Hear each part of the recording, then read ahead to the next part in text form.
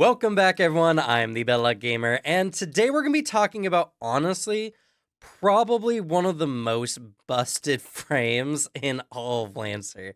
The White Witch is an insane Smith Shimano mech that has really everything. We'll get to that. It's going to be a wild ride. I'm also going to try something different with this video. I'm going to try some new tricks to see if it works out. And speaking of new things as well, I'm sure some of you may have noticed the glowing hammer that's somewhat transparent on my chest.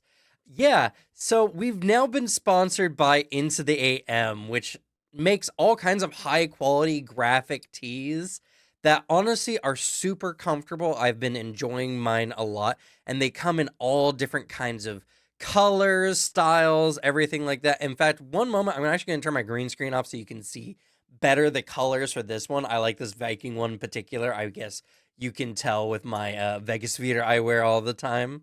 So here is the whole shirt. I actually really like this one. It's got really good colors. I'm all into Viking things, being, Scandinavian myself, and like I said, got the necklace to kind of match.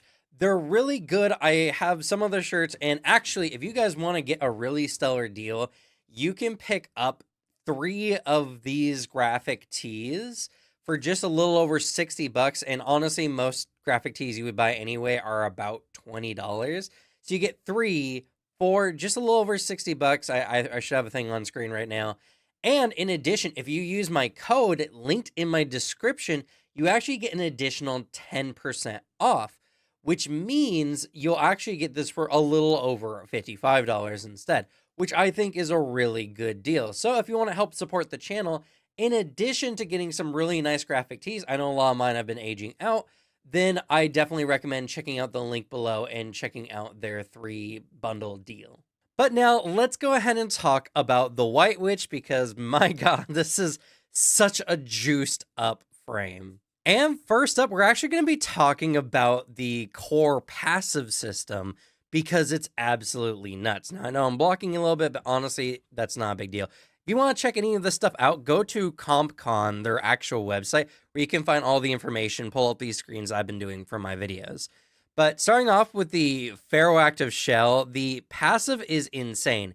Every time you are damaged from either yourself, so a system that damages you, or a hostile source, so anytime you're attacked, even if that damage is completely reduced or ignored, you gain 1 armor for the rest of the scene, up to a maximum of +6. +6 is absolutely insane. Typically, the most armor you can really get in the game is 4. If you have the max 3 armor and then you take another core bonus system that increases it beyond the 3 typical max. So 4 is typically what you can get. Now, this one gets you +6 more. Now, the White Witch itself doesn't really have any armor, so this is all it gets, but that's all it needs. And if you're unfamiliar with how armor really works in the game, 1 point of armor is really good against any kind of light weapons. 2 points of armor is pretty decent against any kind of main weapons. You'll still take some damage, but not a ton. And 3 is you need heavy firepower to really get through it in order for it to be effective, which 6 means even heavy weapons might hit you and do nothing. And that's not even the best part. The best part is actually the active system itself, because it just doubles it. So when you activate the system for your core point, you get 2 armor every time your Pharoh active is activated. So even if you damage yourself, which you can do plenty in this build, by the way, you will get 2 armor up to a maximum of 12, which is bonkers.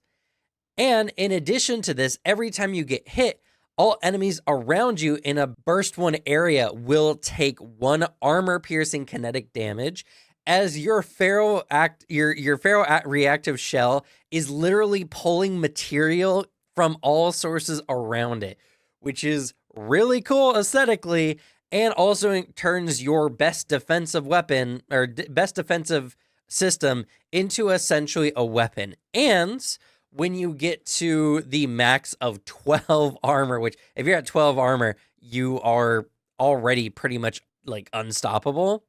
You instead explode in a burst 2 area around you, and then every enemy in the affected area must make a hull save or be knocked prone, immobilized, and shredded until the end of their next turn. Then your armor resets back to 0, but it still remains active. So you can do it again multiple times in the scene. You can get massive armor for a majority of the combat. And then when you just cap out, you just explode doing a bunch of damage. This particular core system is absolutely insane. It really makes the White Witch very powerful. There's core systems out there I've seen that would do the active part here and then be done after exploding one time. So this one is really, really good. And that's not even necessarily the best part of the White Witch. Jumping up here back to the base traits, we see here that even though we start with 0 armor, we do have 7 HP, which admittedly is a weird number, sure, but it's not too bad. And our evasion is 10. Now, 10 evasion on a defender mech is already pretty nuts, especially one that can get 6 armor like just passively or 12 armor after using your core system. But in addition to that, our speed is 6. That's way above average, and that makes this mech really fast. So you have a big, fast defender mech that's really hard to hit, and even if you do hit them, you have to deal with their ever-increasing armor as they get bigger. Now, obviously, you're going to want to invest in some hull with the White Witch, and you might not want to invest in some agility, but even if you do invest in your agility, that just makes you even more defensive, and you don't have to worry about the high evasion making it where your armor doesn't proc, because you can actually just damage yourself with some of the systems that we're going to talk about here in the license as well. Now, our E defense is really low, but we don't have a penalty to tech attack, which is very strange. Our sensor is low. It's below what most mechs typically have. But, you know, even if you wanted to do a little bit of hacking, you really could if you really wanted to. And speaking of hacking, our save target is 11. That's really high, actually. Like, most mechs have around 10. 11 means that you are more likely to use your systems, whatever they may be. And speaking on systems, we start with 6 system points, which is technically below the average, but honestly, most mechs have 6 anyway. So that being said, we have a mech here who really doesn't have many downsides. Its E defense, sure, is one of its worst aspects, but considering this is a Smith Shimano mech, you just got to go into Black Witch, the darker compatriot of White Witch, and you can essentially cover some of those bases already. The stat lineup is so huge, and we have a massive number of traits. So let's go ahead and take a look at these. So we have Rooted. This one's actually very interesting because it applies to many of the different systems in the license as well. So Rooted makes it so anytime you're immobilized, you get resistance to kinetic damage and cannot be knocked prone or knocked back. Now, you can choose to be immobilized anytime you can use a protocol, which is the beginning of your turn. So if we're already in range of an enemy, if we already don't want to move, if we're on the point, no one can force us off of it, and we get resistance to kinetic damage, which is one of the most common damage types in the game. That's absurd. But what's even more absurd is Harden, because even though bracing is typically not a great action because it pretty much eats up your next turn, you can't really do much on your next turn after you brace.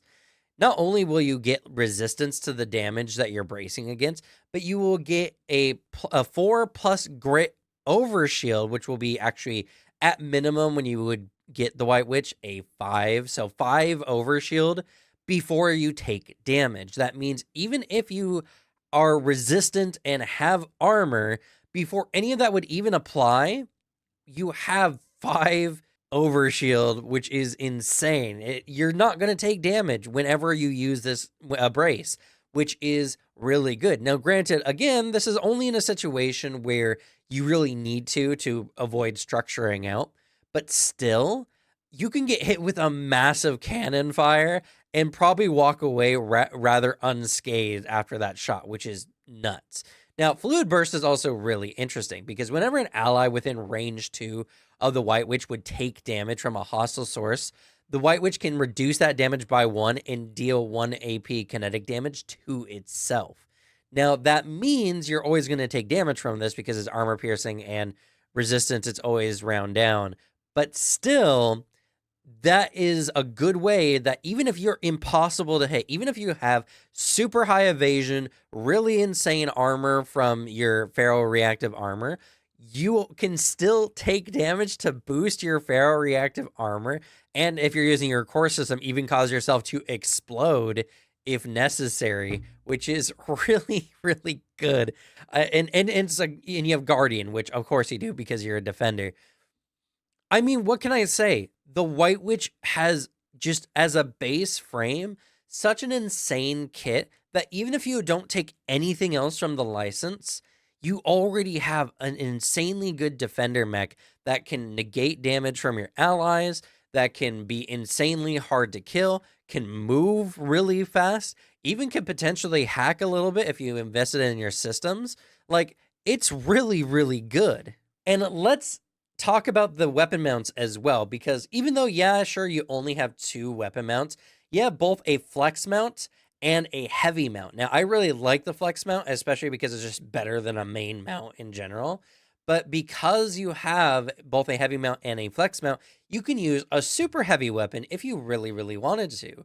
This gives you, honestly, a whole plethora of different types of weapons you could use. You could have 2 main weapons. You could have 2 aux weapons and a heavy weapon, or a main weapon, or another aux weapon if you really want to. I mean, the heavy mount can use almost anything besides a super heavy by itself.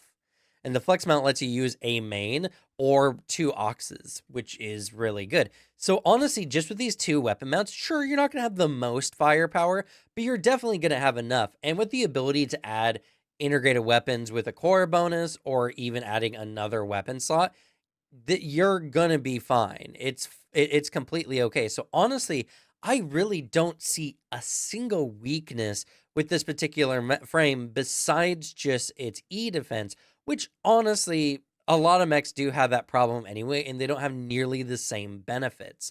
But that's not all we're going to talk about today. Obviously, we're going to look at the license. So let's go ahead and take a look at each rank and see what the White Witch has to offer. But before we do, if you enjoy my cover in particular of Lancer or other TTRPGs, as I cover a pretty decent range, like the video. This increases the chance that other people get to see my content, which can only be good for the channel, right? And of course, subscribe if you haven't already, because I love talking about TTRPGs, and I'll probably at one point cover one that you enjoy particularly. So let's go and look at the rest of the license now. First up, we have the Ferrofluid Lance. Now, this is actually a pretty decent melee weapon, even though it only does a d6 just flat.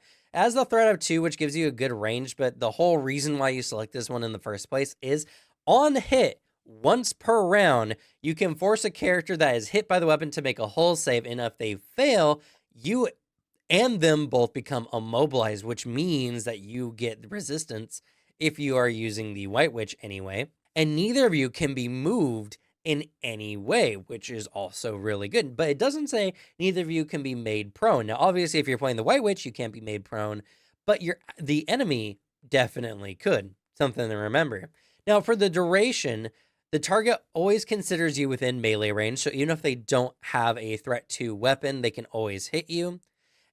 And on any subsequent turns, you can end this effect as a protocol using the fling here, the Ferrofluid Lance fling, which knocks that target 4 spaces in any direction, but they can also break this by just shooting you or hitting you with a melee attack. So there is some chance, and it only says hitting you, but because the White Witch has really good evasion just base, if you have any agility put in, they're likely to it's literally the bully kid situation. You got your hand on their forehead and they're trying to swing on you and they just can't hit you. That's exactly what this is. I did mention that the White Witch is a size 2, by the way. So yeah, bully all the size 1 mechs that you can manage. It's great. I I really like the lance because it has so much ability to just one synergize with the White Witch very, very well. But the ferrofluid lance fling, that's a bit of a mouthful, is really good, especially if you're playing a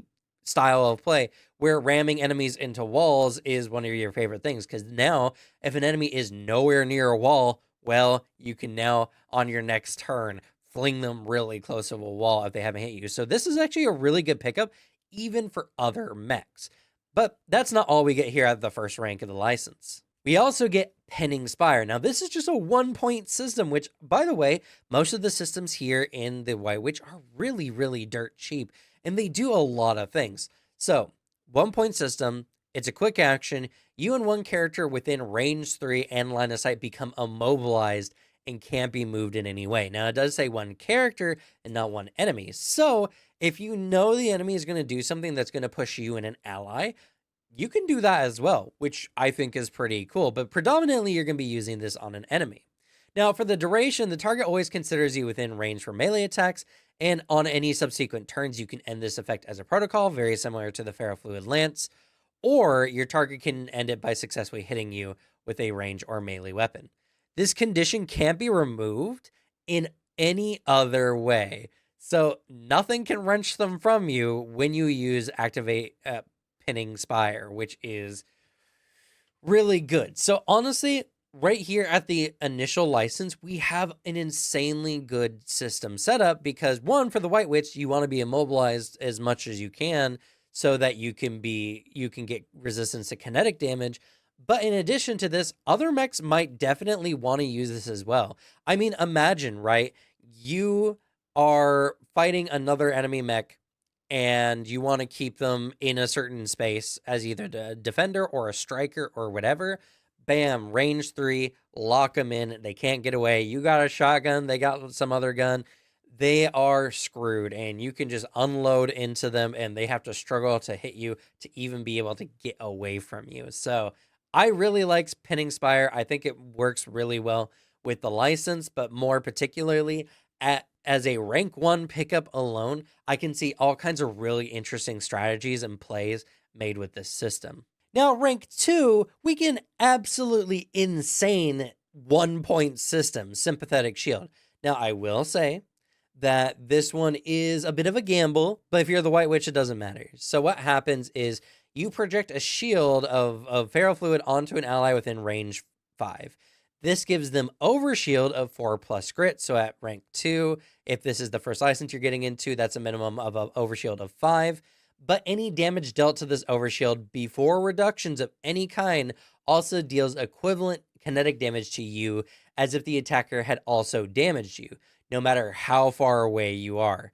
This damage doesn't inherit any of those traits, or tags. So if they're shooting with armor-piercing rounds, you don't take armor piercing, which is very important. Now, I will say I don't like the writing on Sympathetic Shield particularly, even though this is a really, really good system. 1 point for a 5 overshield. Yeah, sure, you're sharing the damage, but are you?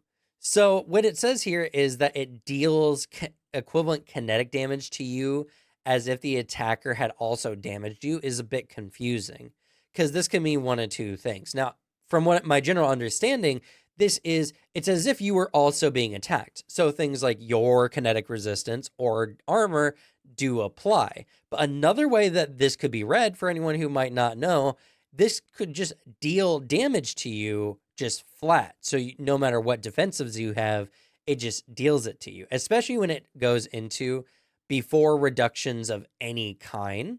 But that is, I think, in reference to what your ally is taking. So if your ally has armor, the damage that they are essentially dealt gets reduced before their armor gets applied, which does mean that their armor might be more effective thanks to the use of this particular overshield.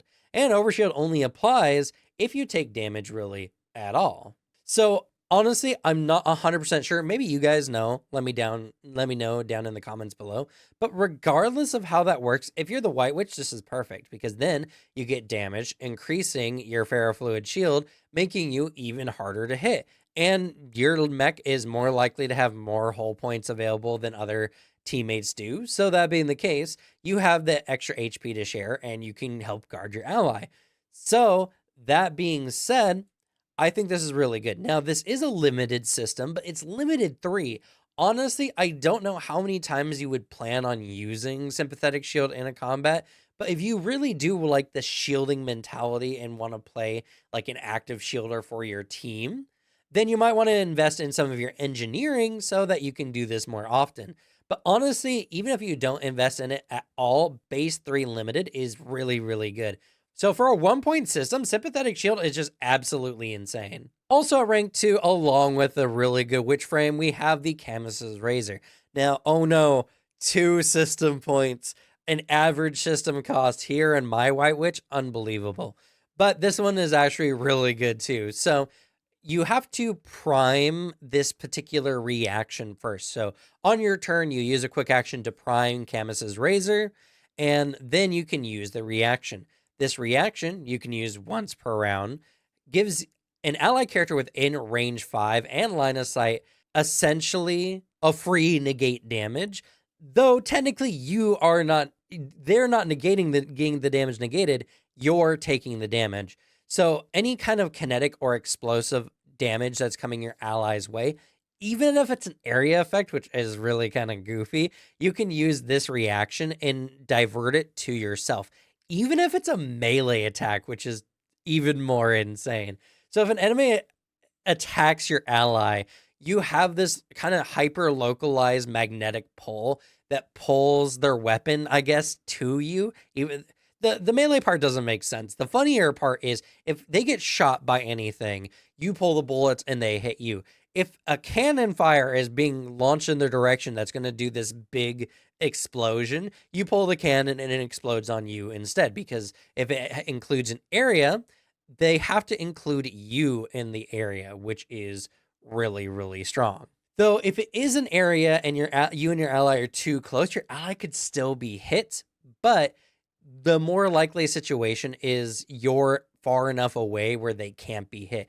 And if the enemy's using a flamethrower, I also like the idea you pull the flamethrower in front of you instead to get blasted, which is kind of cool. So overall, Camus's Razor's really fun. And what's also really cool about this one is it counts as a shield. Now, some frames have special interactions, mostly the Napoleon, when it comes with shields. So this is a very important one to consider for the Napoleon more specifically. If you see my Napoleon video, you know why. If you haven't, please go check it out. The Napoleon is a really cool frame. So Camus's Razor, really good. And it makes our White Witch take hits, which again, we normally don't do if we have really high agility because of our high evasiveness. So you can see here, don't worry. If you want to go full agility White Witch, go ham with it, be insanely fast and hard to hit, you can get damage on yourself pretty easy. I absolutely love this frame and this license altogether. And honestly, we're just at rank 2. So let's go ahead and take a look at rank 3 to see if we can round out this whole trip with even more of a cherry on top. So at rank 3, we get an insanely good weapon for the White Witch specifically, but any, honestly, defender frame is probably going to want this weapon. It's called the Retor Loop, and it is insane. Now, obviously, you can see here, as a range 10, but only does 3 kinetic damage, which is a little bit baby damage for a heavy weapon, especially in a cannon, no less. But every time you get hit, you increase the number of charges on your Retor Loop, which not only gives you an additional D6 kinetic damage, but also gives you 2 reliable and 1 knockback up to the max 3 charges.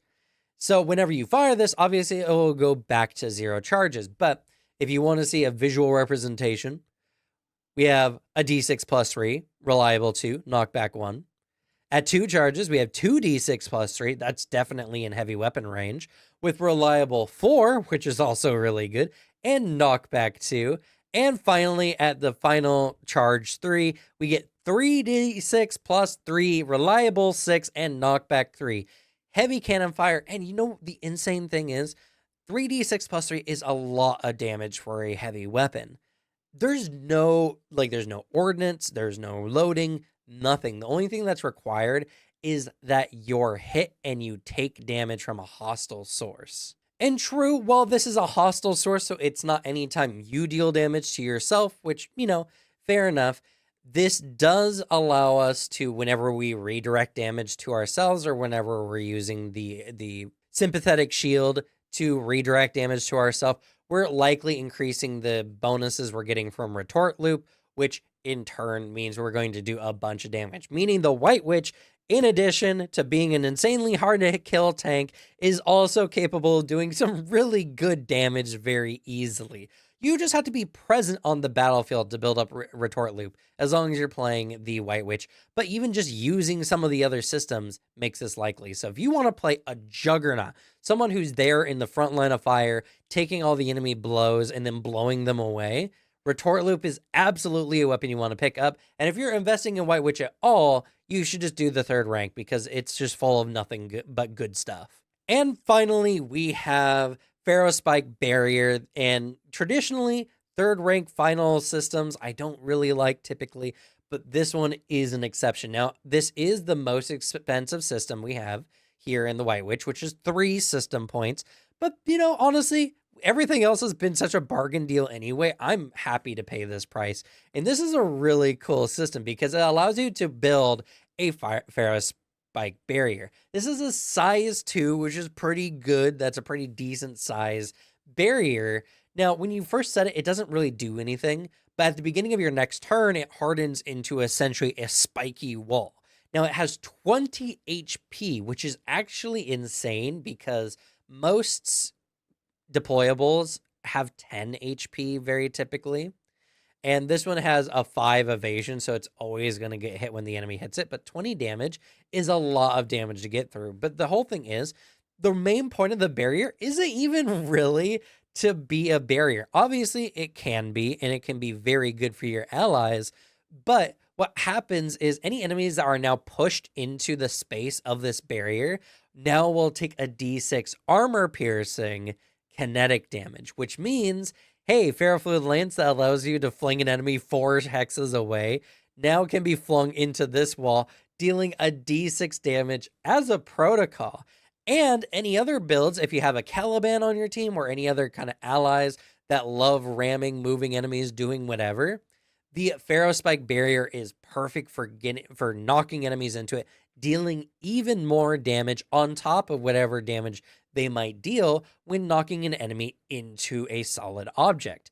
So, Pharoh Spike Barrier is a little expensive, I'll admit, for a deployable like this that you need to interact with to get the most out of. I think that's a little expensive, but as a part of the White Witch, it's really good. It's really solid because it has such good synergy with the rest of the license. And in addition to that, I absolutely love the idea, the mental image of making a ferrofluid wall full of spikes to then throw an enemy to impale them onto it.